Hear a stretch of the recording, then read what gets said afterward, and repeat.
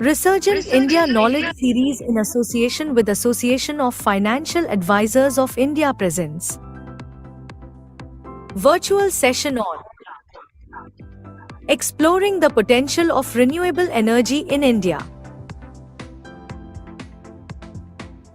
Moderator Mr. K. Gupta, Director, Resurgent India Limited. Eminent speakers Mr. Atreya Pal, VP, Raintree Family Office. Mr. Kaushik Chitalia, Founder Director, Ananya Solar Technologies, and Founder CEO, Assault Solar. Mr. Daljit Dogra, Managing Director, The Zoroastrian Cooperative Bank Limited, and Management Committee Member of IBA. Mr. Sitesh Sinha, EVP, PTC India Financial Services. Mr. Shailendra Deshmukh, Founder CEO, Sundesh Solar.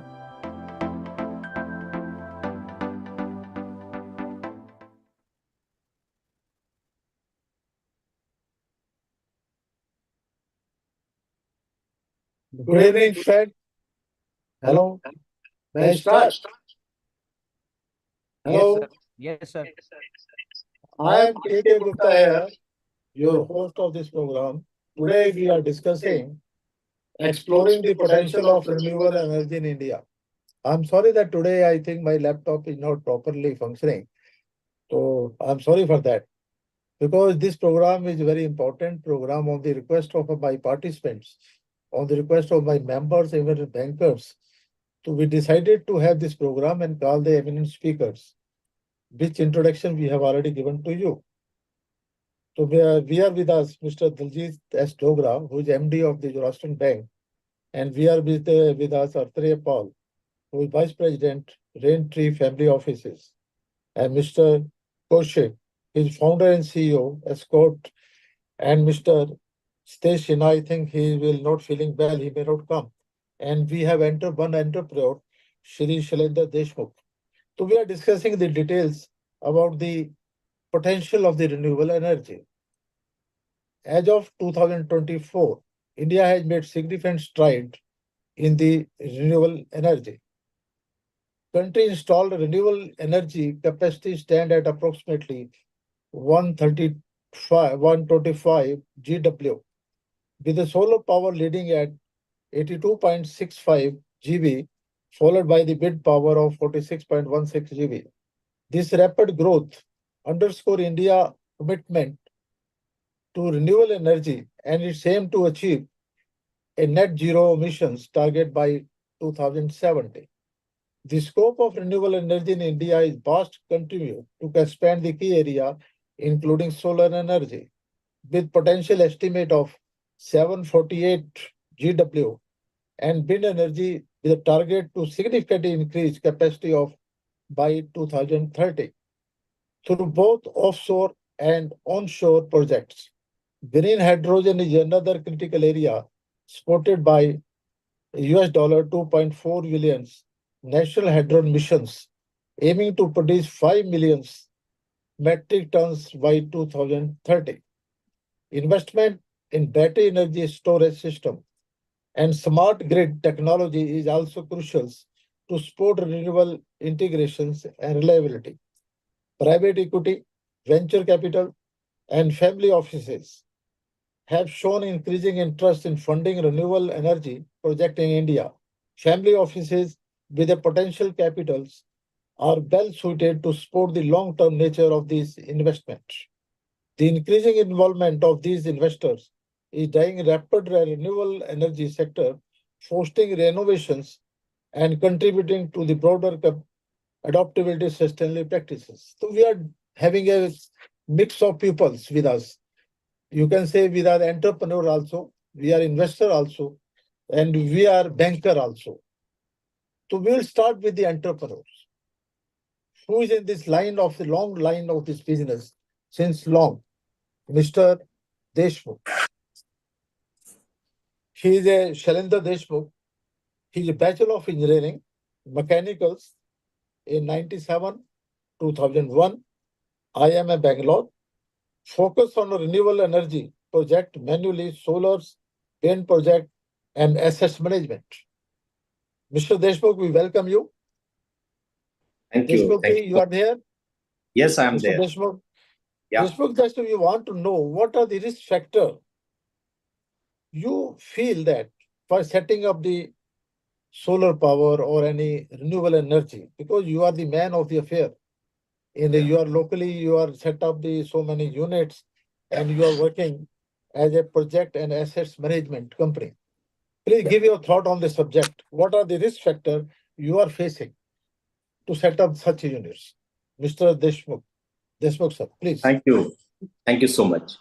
So there are two major uh, issues, risk we have found in these projects, and those are, there are different stages of the project in renewables. If you we talk about wind, solar, these are the prominent wind renewable energy sectors, and both the sectors have different stages of execution.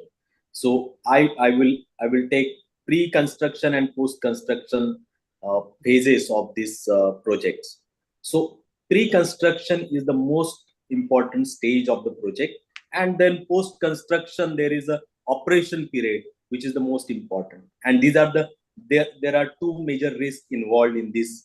So basically land permit approval and selecting the project site, these are the most critical part of the project, on which the future generation is dependent and future cash flow is dependent.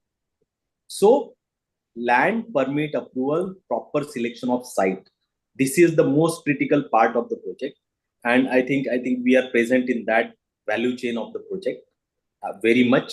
And you are knowing, Mr. Gupta, we are working on quite big pipeline for the renewable energy projects right now in solar and wind.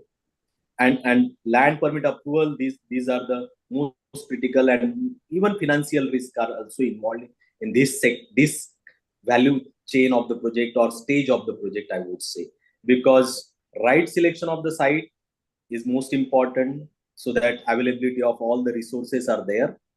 And then definitely technology is most important to select for these projects, but that is somehow, I would say, is matured today in renewables, mainly wind and solar. If I talk about, very much settled, very mature technology is available. So I will not say there is any technological major risk involved in the projects. Even for the EPC of the project, there are very good EPCs are available in the market, who are properly executing the project and making those perform. But once the project is handed over and project is completed, then there is another major risk of project performance starts, and that is another major risk of revenue and cash flow for the project. That's how I look at it. So first is in land permit and approval, which and selection of the site, which is the major risk, I would say. And second is the performance of the project during the 25 years of the project life. And for that, and we are present in both the life cycle. So because we are managing assets for most of our wind turbine generators as well as for solar power projects, we are mature in that side of the value chain, and also in land originating the sites and understanding and getting the projects up running. These are the two major areas where we are working also. Yeah. So, Mr. Deshmukh, what you're talking about the land approval, what are the other approval, statutory approval you have to require from the government? Whether you're facing any type of problem, you also tell for EPC, you have no problem at all. EPC, you are finding a good EPC contractor or something like that, then project come into. For getting approval from the government, have any feels any difficulty in that? See, government approvals are always having many angles, and I would say there are many difficulties in those particular area. But in certain state it's easy, in certain states it's difficult, and I would say definitely there are many stages to get these things done, and that's the reason I would say that's the most critical in the project, and that can be, there is no time limit for those things actually, and that's the Okay. reason I see there is a risk. Yeah. Because major factor is the financial risk. Have your company, and because you are in the project appraisal or project assets management, you find any financial risk in your company? or you can advise to our listener or entrepreneurs who are listening to you, even a banker, any advice to them regarding the financial risk? So financial risk, if I talk about today, if we look at it, finance is available very easily. At the same time, for the new ventures, it becomes difficult because there is no track record for that. And Okay. that can be one thing I can say. Otherwise, funds are available in the market very well. Only for if you have a good track record or if you have a good backing, then it's easy to fetch the funds. But for the newcomers, I think for some times it is a difficult case. Yeah. How about the receivable? You are getting the receivable in time. All the payments you're getting in time. So, yeah, very good, valid question, Mr. Gupta. And yes, that was one of the major risks for many IPPs in the country for quite long time. But now IPPs are moving from dependent on government to the private sector, and I think that's where the very much and again central government has come up with SECI, and then NTPC was involved for giving the Jawaharlal Nehru. If I go from there, so central agencies have made a good credit supported projects actually from the credit risk and receivable risk. Otherwise, from discom, state discom, it was really a tough situation for most of the IPPs. And to some extent, because now market is maturing from that stage to directly sending basically supplying power now to the industries and the corporates. That's where I think major risk is going off from the project, and because of the central agencies are coming in picture, the receivables risk is going down moving forward. There are so many agencies like a factory, Yeah. and whether and they are without recourse or with recourse, they are doing something for receivable. Whether you're taking any help from this factory, you know something about factory? Hello? Sorry. Yeah. There is factoring is there because your receivable can be factored that you can discount the receivable. That can be with Yeah. recourse and Yeah. without recourse Basically, also. you are saying the Because cash flow discount you are cash talking flow about, right? discounting, I am asking for that. Okay. Yeah. Yes, sir. So yes, I think cash flow discounting, we have not gone ahead at this point, but yes, that can be a very good solution, I would say. Yeah. Because I just want to tell the bankers, even the entrepreneurs, because this is also one of the, you can say, source of finance you can have for that. That I'm asking for that. I will come back to Uh, you, Mr. Shalendra. So I'm coming to Shri Kaushik, who is a founder and CEO at Sort Solar. He's MPA from the University of Wales, started solar business in 2016. He's recognized as one of the 40 most solar model manufacturers. He's a manufacturer also. I think that's why I'm after entrepreneur, I'm coming to a solar manufacturer and powerful leader in solar industry, twice awarded highest EPC player in Gujarat. Sir, just I want from Mr. Kaushik from you, because you are EPC contractor, you are also a manufacturer of the solar. And Mr. Shailendra Deshmukh is telling EPC has no problem, they are very good in trade. What are the primary challenges faced setting up a solar energy project in India? What are the primary, you can say, challenge being faced by the solar industry? Because you are a manufacturer, you are EPC contractor also. So I hand over to Mr. Kaushik. Kaushik, any view for Mr. Kaushik? Kaushik, sir. Kaushik, you are available? Hello? Hello? Hello? Hello, Mr. Kaushik?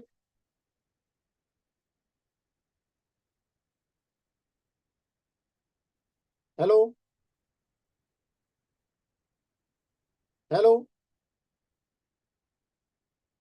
So you are getting me? My voice is audible.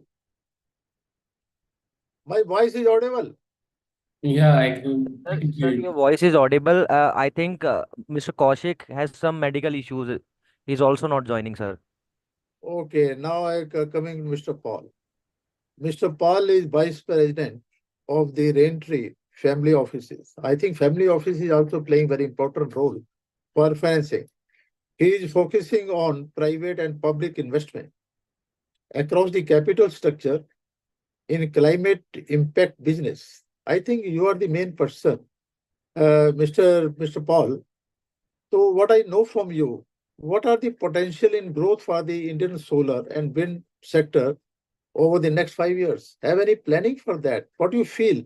How the India will stand by 2030? Because it is feel that 50% of our solar will be met from the energy will be met from the solar sector, or you can say renewable energy. Have any view, Mr. Paul? Paul, sir. See, till 2030, you mentioned the numbers. Currently, we are at 82 gigawatts, and it will probably go to 500. Yes, And sir. wind will also grow in similar proportions. And the math is 1 gigawatt requires 4,000 crores of investments. Okay. Assuming 75% comes from debt, 1,000 crores per gigawatt comes from equity. Okay. So to build 400 gigawatts, we need 4 lakh crores. That's about Okay. $50 billion of Right, sir. equity money and around 200 Right. or $150 billion of debt money.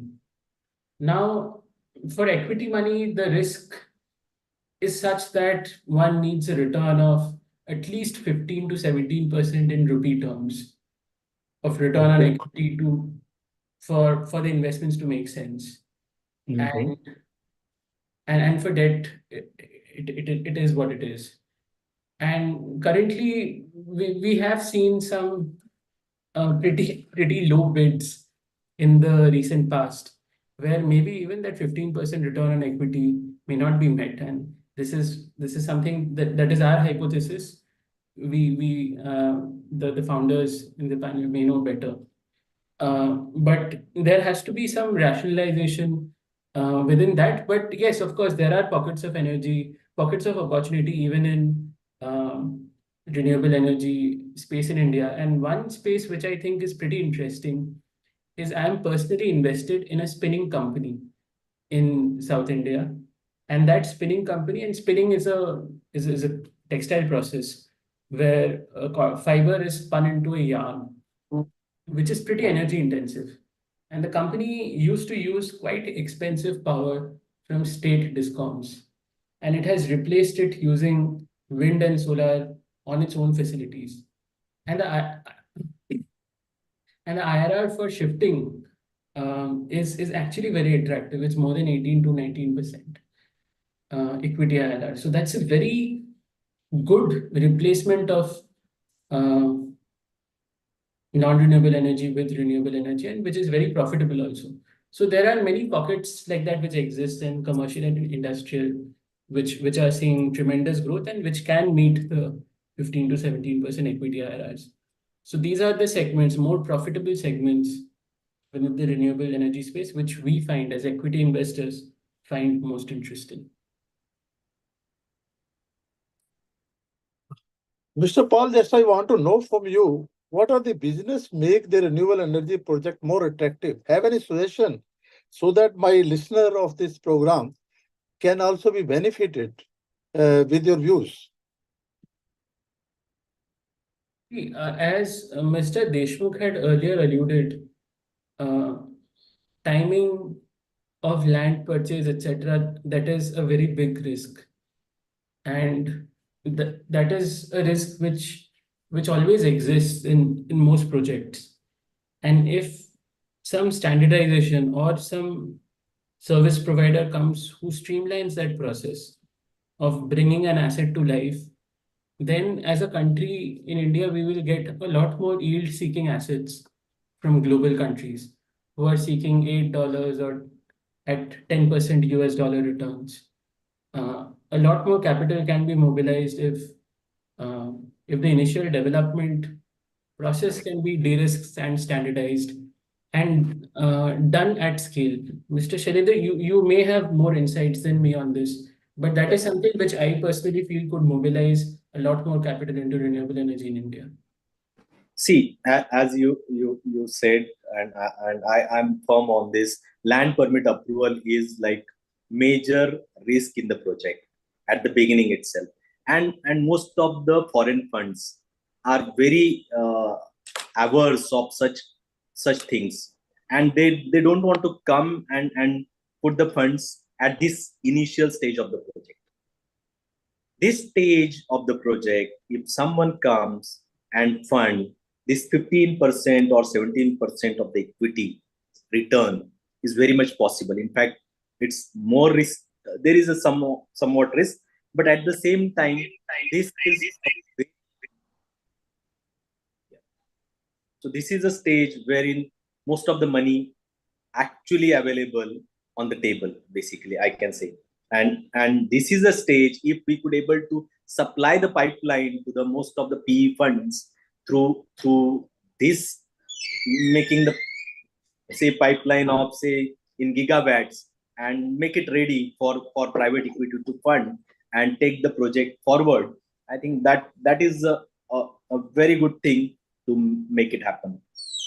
That's what is my opinion, as you rightly said, Mr. Paul. I think make say 5 gigawatt, 10 gigawatt available to private equity to fund in from the foreign actually, and that can be the family offices who can fund these kind of activities and take it to the that stage wherein private equity can come, and then that is definitely a process, remains as a process actually, right, Mr. Paul? Yeah, I agree. So the gap is very high quality, consistent development. Develop And that I feel is something that the market will pay a lot for, and it's a very actually, crucial step. agree with you. So, Mr. Paul, you just tell me the private and public sector investment for capital structure, how they can play a role to bridge the wide gap of the credit. Sorry. Because you are dealing with the private and public investment also. So how you can help our entrepreneur to bridge the gap in credit? Because you feel that so much money is required to have the target. So what is your suggestion for that? See, I think once an asset, again reiterating on the last point, once an asset has been de-risked to a certain extent, there is a lot of money which will come. Yeah. And the cost of capital will not be that high. It will be 8% or 10% US dollars. But Okay. development needs a lot more money. It also needs a lot more streamlining. I am not sure about the role that policy will play in streamlining the development process. I'm not sure about that. There are many interests across many different states, all of which compete with each other. So a policy intervention may not work also. But having a slew of very high quality developers who can get projects done on a consistent basis, large projects, that is where I think where capital needs to go in, capital attention, focus, which will make a lot more capital should unlock a lot more international capital also at a later stage when large scale projects are available. That's my view. Okay. Mr. Paul, you are also having the family office. How your family office is helping the entrepreneurs?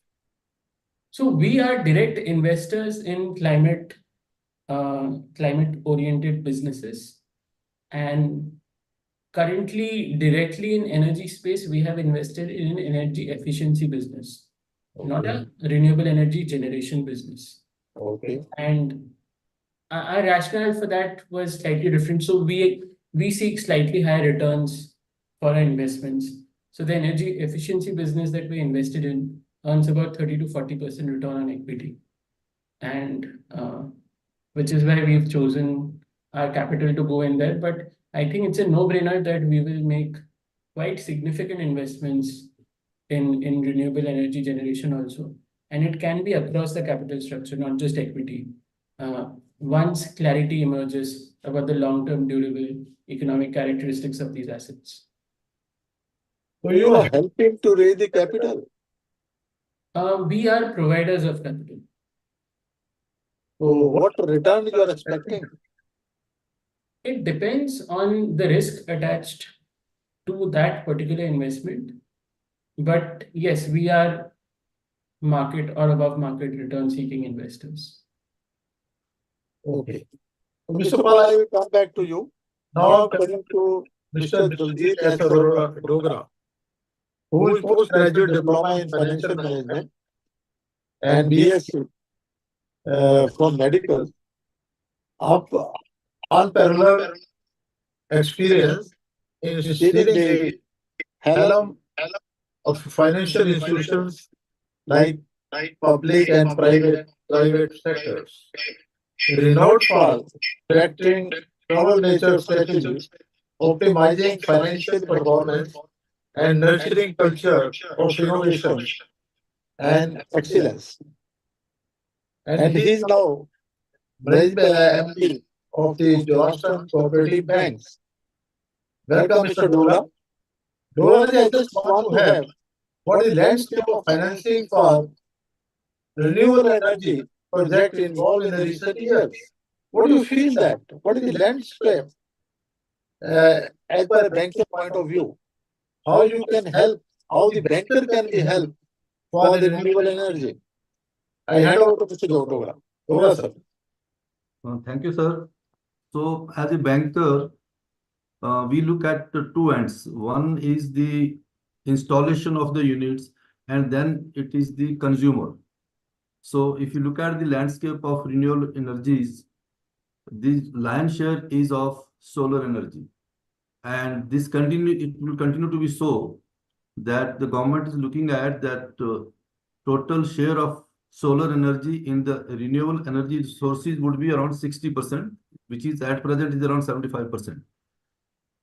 And this is where the bank can finance on both sides. Bank can lend to the entrepreneur as also the consumers. So as a small cooperative bank, or even the large banks like State Bank of India, Union Bank of India, who are large lenders, SIDBI is also one of the large lenders in solar projects. The point which was being made by other panelists that in the initial stages, if 15 to 20% investment is coming into the project, then it will help setting up the capacity. I think a lot of banks would be interested in doing that. And the capital cost, which was also quoted at 8 to 10%, I think presently the banks are lending in that. And the contribution of solar energy projects is going to be huge. And then if the banker comes to fund the consumer, this is a unique opportunity where the investment can be made by the consumer himself also.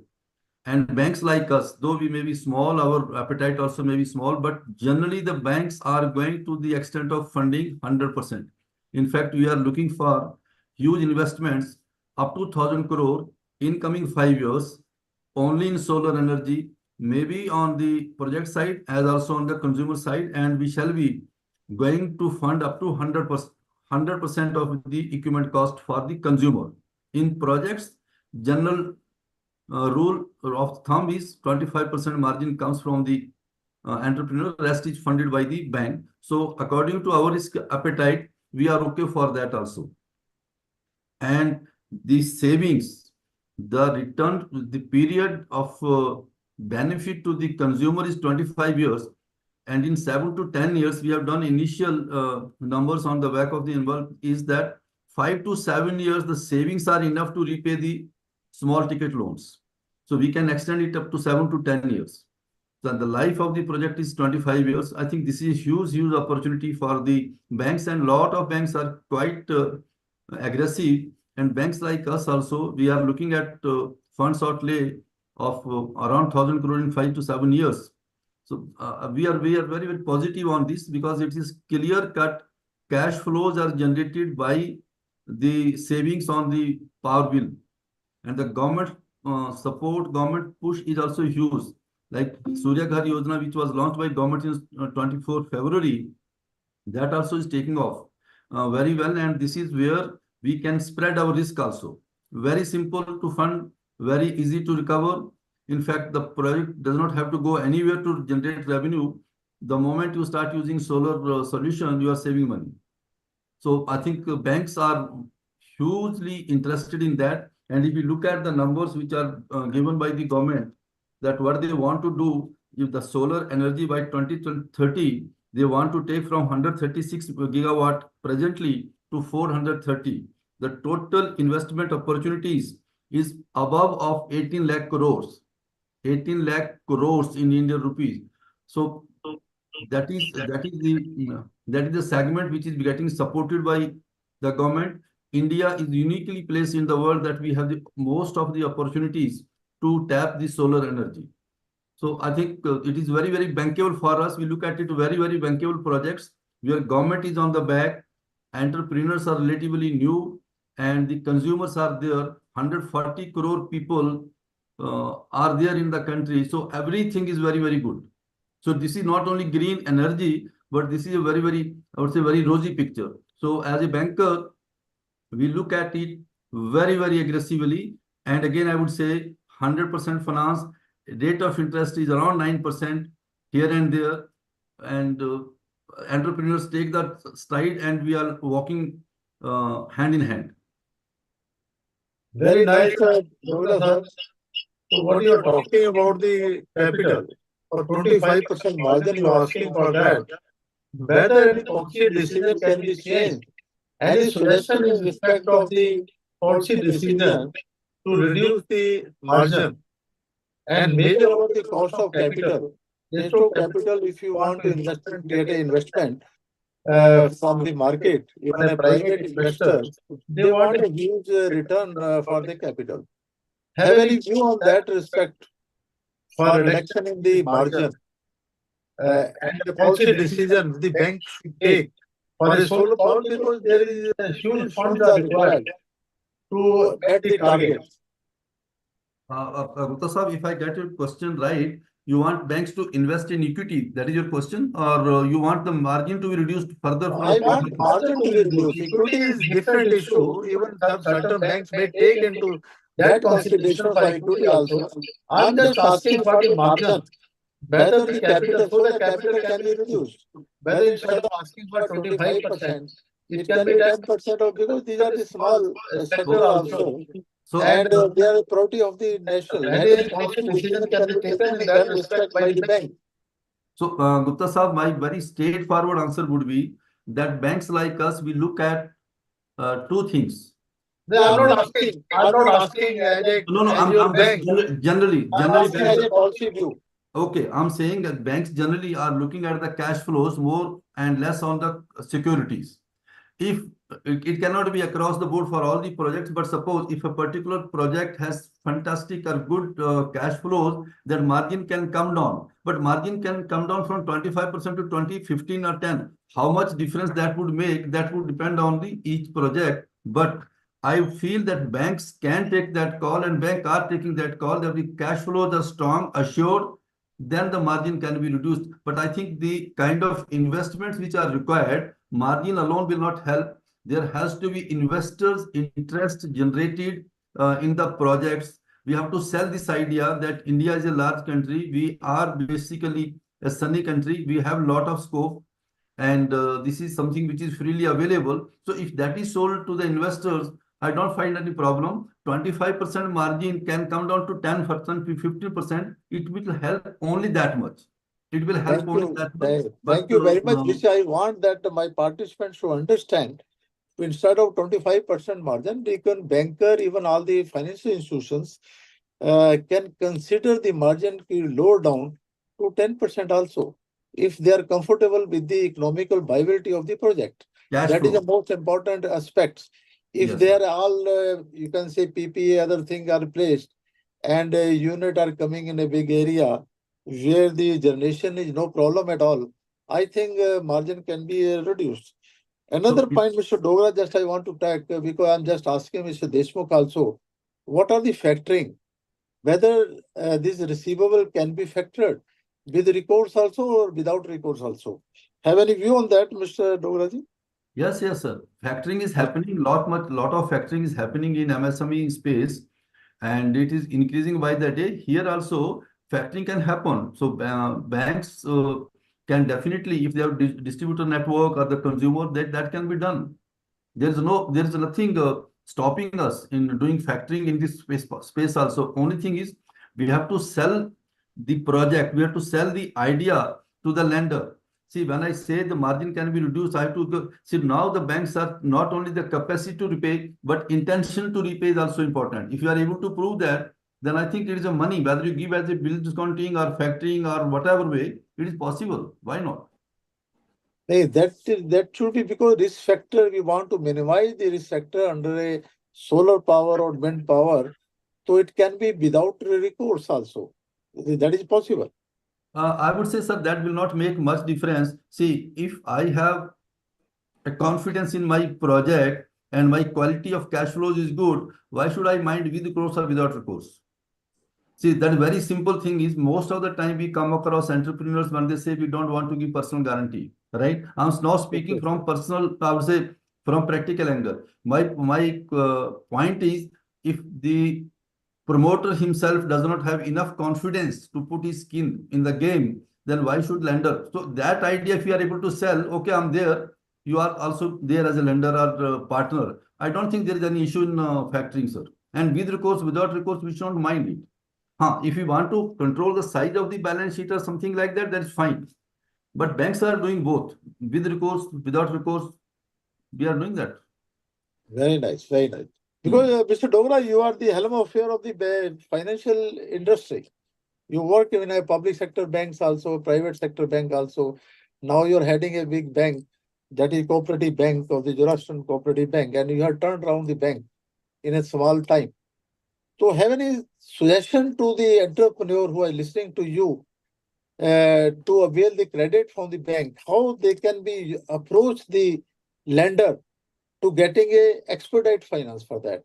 Have any suggestion, because you are also expert in credit appraisals also? Sir, most of the lenders have lot of appetite for credit.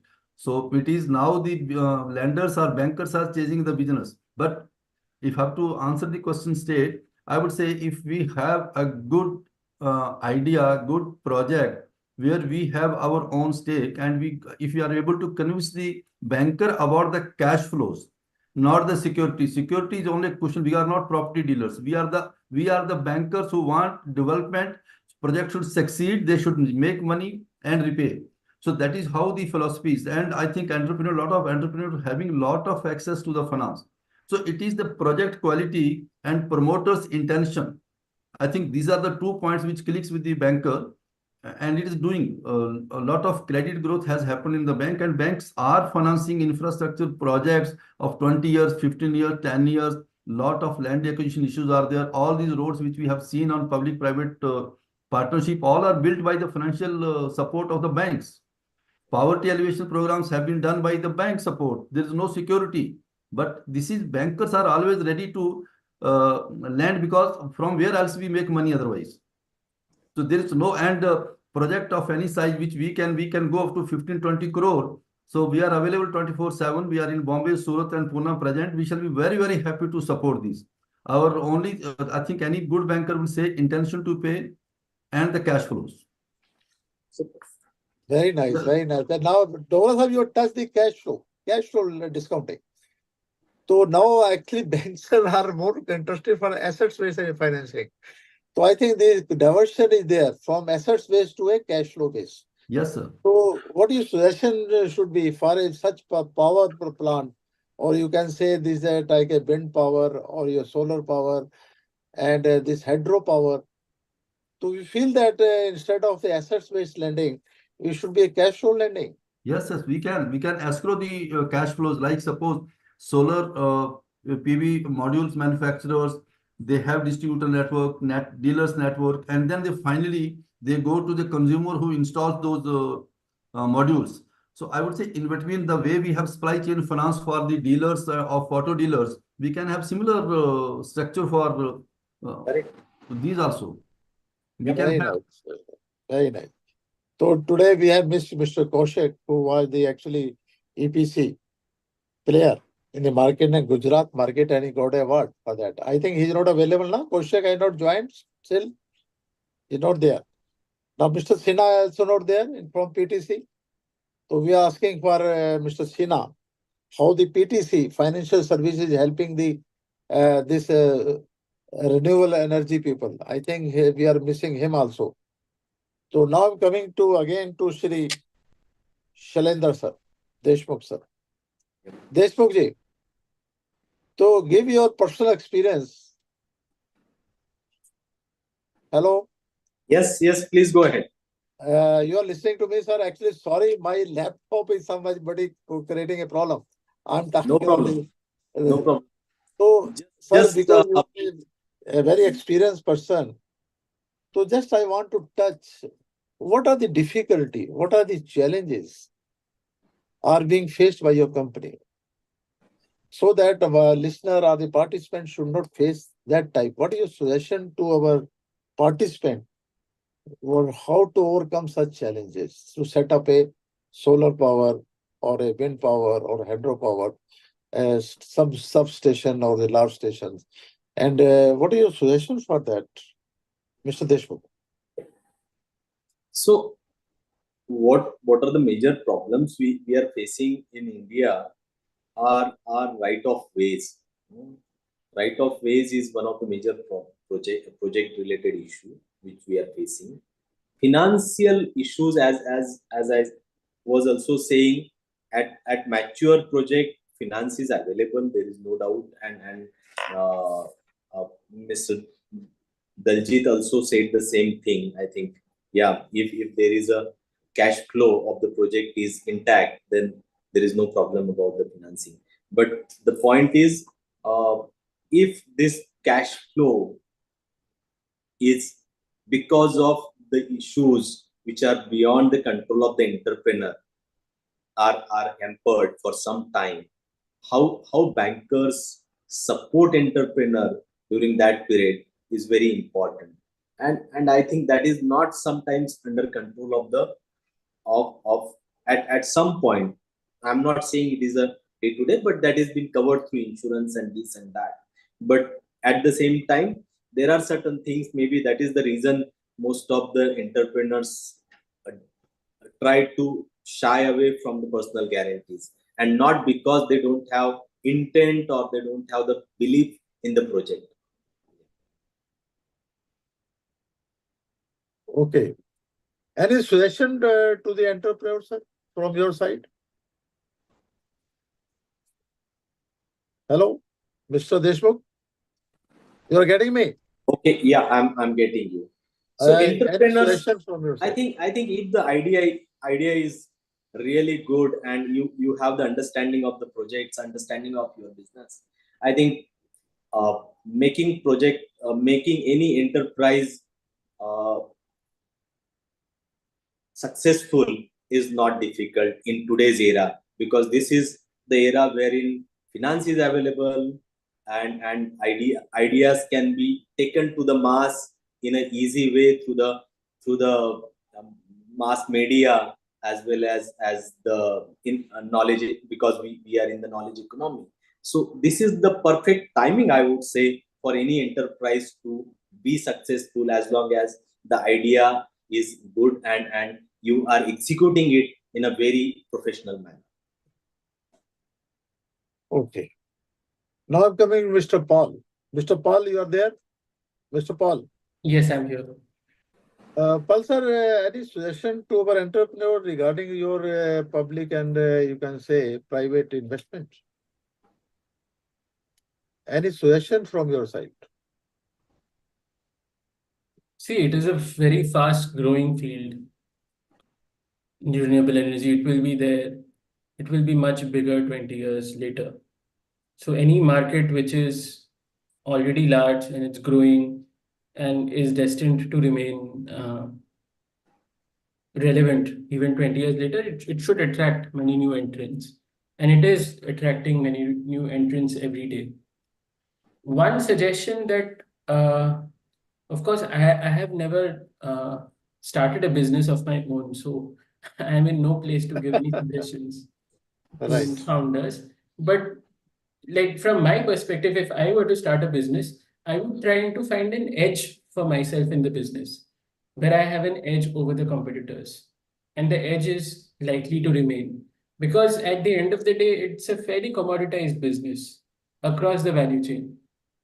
And if you are in a commoditized business across the value chain, doesn't matter how large the market size, doesn't matter how big the opportunity, you will not never make more than cost of capital. Your return on capital will probably not be above cost of capital. That's just the law of economics. So currently the edge resides in development, is what my view is in solar and wind energy also.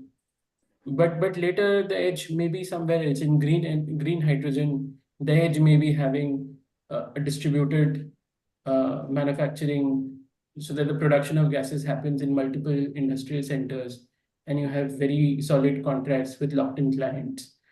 In energy efficiency, the edge is slightly different. It's having very good contracts with your clients and being able to deliver on the contracts. So each industry has its nuances, but there are people who make money, and those are typically the ones who have an edge, who have identified it and they have planned for it and they're focused on it. So that would be something that I would do if I were to start a business in this space. Very nice, Mr. Paul. I think we are coming to end of this session because with this plea that only a problem is in land acquisitions or land approvals. And government approvals, finance is no problem at all. So entrepreneur can venture into, and there is a lot of scope for the renewable energy. Whether you are talking about the solar power, or you are talking about the wind power, or you're talking about the hydropowers. I think there is a lot of scope for that, and capital is no problems. So you can get it discounted, cash flow discounting. Even for a project financing, you can have. Point only for a banker point of view is whether it is economical or technical viable. As Mr. Shrinder also told that EPC has no problem at all. EPC people, I think today we are missing for that. So we want to listen to them also, how the EPC contractor are helping our solar powers. And we are also missing today PTC, financial services person, who is the helm affair of the this industry, renewable powers, for which they are helping the renewable powers also. We are also trying to catch hold the IREDA peoples also for this webinar. So just I am coming to Mr. Diljit Dogra sir. Any suggestions from Mr. Dogra to our entrepreneurs who are listening to you, what they should do to get expedite credit from the banking sectors? Because this is also major aspect.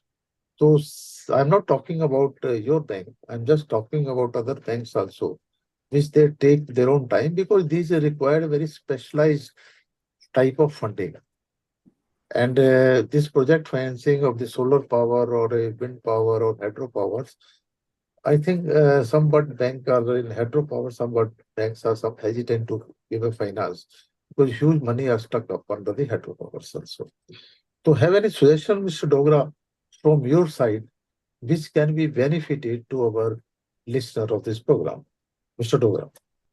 Thank you, sir. So I feel that there is some limitations on the part of the bankers who are handling credit part about how to appraise the large projects, and because this is relatively new concept for lending, plus the assets which are created out of the funding, probably they are not reusable or they cannot be relocated. So once we have those PV modules installed, probably that is another area where bankers are hesitant, which they do not understand. And there the entrepreneur's role comes, that we have to actually explain in detail to that person, the department or the bank. That is one part. But I would say that there are many banks who have devised very aggressive lending schemes for that. Again, I would name the large banks, including State Bank of India. They have earmarked lot of funds for these kind of projects, renewable, particularly solar. Plus, there is a lot of talk going around about the green energy, the discussion about ESG, the climate risk, and there are green bonds, there are bonds investors who are globally investing. In fact, 2 days, 3 days back, when I was participating in the International Banking Federation meeting of 13 countries, heads had come. So 1 hour session only was on this kind of funding. So I would say to start with, it is for the entrepreneur to actually explain everything to that. We have been funding the traditional manufacturing trading kind of businesses. So we are also learning our ropes. So that the role of the entrepreneur comes here for some time. That's part one. Part two, I invite all the participants or panelists we are in Bombay, Surat and Gujarat. And let me share without any fear of contradiction that the offerings of our bank are small, but they are the best. Very nice. Not only in terms of commercials, but in the turnaround time also.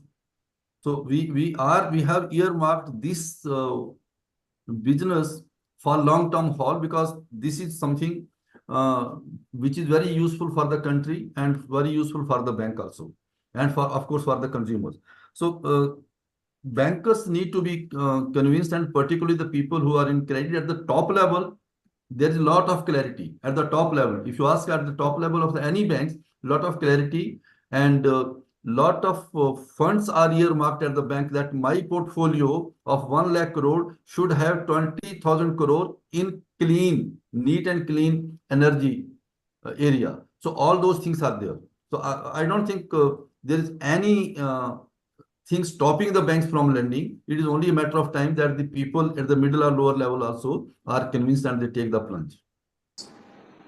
Very good. In conclusion, what we find out, there is a lot of scope under a renewable energy, and there is no dearth of funds available.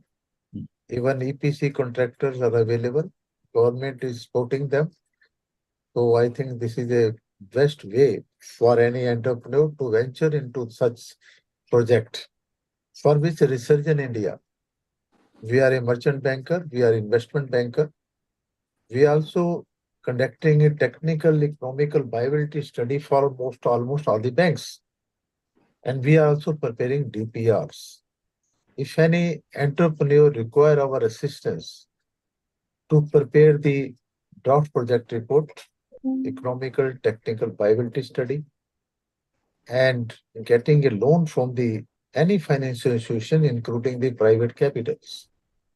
So we are at your disposal. So we are really thankful to Shri Shailendra Deshmukh, Shri Paul, Shri Dogra sir, who has actively participated and share their practical experience. Instead of this webinar, what we are conducting the webinars. So people appreciate our webinar because we give them not a bookish knowledge, but we give them a practical knowledge, how they can be approached. So the people getting registration with us, I think for this webinar, more than 1,000 registration with us. And people are listening to us through electronic media, even YouTube. And this recording will also be reflected in YouTube. You can see YouTube also. Any feedback from the participant, I request the participant give their free and frank opinion about this program. So I will be obliged. Lastly, I request Shri Shailendra Deshmukh to give a line, only one suggestion, so that our listener can venture into these funds. Any few word, Mr. Deshmukh, because you are senior most person and you are very experienced person in this line of the business. Any suggestion from your side to our listener, we shall be obliged for that. Mr. Shailendra. See, renewables is a very attractive area of business, and looking at the major climate risk which we are facing now. It was just earlier the talk. Now we are really getting the pinch of it. Eh, eh, the change in temperature, this that is very much evident that entire world is facing the climate change issues, and this is the industry which is supporting to reduce the carbon emission, and helping us to become net zero. And looking at this, I think most of the entrepreneurs who are keen to venture into the green energy sector are welcome. I think that's what I can say for the entrepreneurs, and this Thank is you, really a Mr. great opportunity. Yeah. Thank you, Mr. Deshmukh, for that. So I Gupta also Saab, further inform Gupta participants. Saab, Yes, I have please. to, Gupta Saab, there are two Yes, questions for me from one Mr. S.C. Agarwal. If I can respond, I'm not able to type. you tell me that. So Mr. S.C. Agarwal is asking whether we can give loan at 7%. I hope Mr. Agarwal is there online. So, Mr. Agarwal ji, 7% is not possible because we are paying more than 7% on our fixed deposits. And we are getting around 7.25 in government securities. So, if the rate is reasonable, we can fund even 1 lakh rupees. We have a small appetite as well. So, we can do that, but collateral free, yes. But interest rate 7%, no. At present, it is not possible to afford. And there is another question of Mr. Rassi Agarwal, where he is asking about landing in villages. So we have area restriction. My area is district Thane, Mumbai, Pune, and Surat plus Palghar. So in these areas, we are very, very happy to fund any project of small amount also. But interest rate at 7% at present is not affordable because that is more than that we are paying on deposits. Very nice, very nice, sir. Dogra sir, I'm sorry that you touch all my point. I could not agree. My laptop is not functioning on that, so I could not. Now I started. I think you have replied all the questions. Thank you very much, Mr. Dogra. Thank you. So at the end, I am also informing that we have also constituted one association for Financial Advisor of India. We are the finance person who is dealing with the finance can be member of the associations. On that banner, we also are doing webinar mostly every weeks also, and helping our entrepreneurs, helping the financial peoples also, how to help the entrepreneurs. That association is there.